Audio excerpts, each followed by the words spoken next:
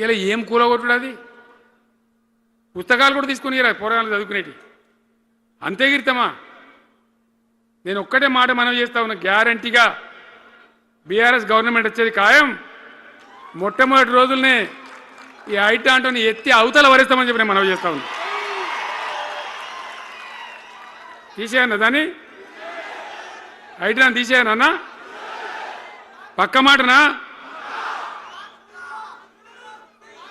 మళ్ళా మొదలు పెట్టిరా ఇక జరాగు 5 నిమిషాలు అది అయిపోతుంది హైడ్రాని పీకేసి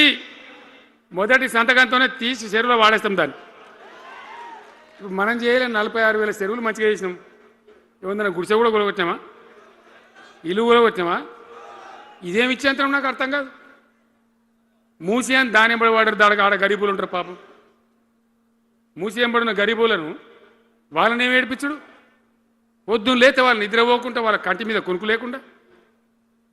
అది ఎవడు చేసే ప్రాజెక్ట్ అయ్యేది కాదు పీకేది అవుతుందా 15,000 ఇల్లు కూడా కొడతారట ధర్మమేనా అది ఈ రకంగా ఇప్పుడు పనికి మాలిన హైడ్రా తెచ్చి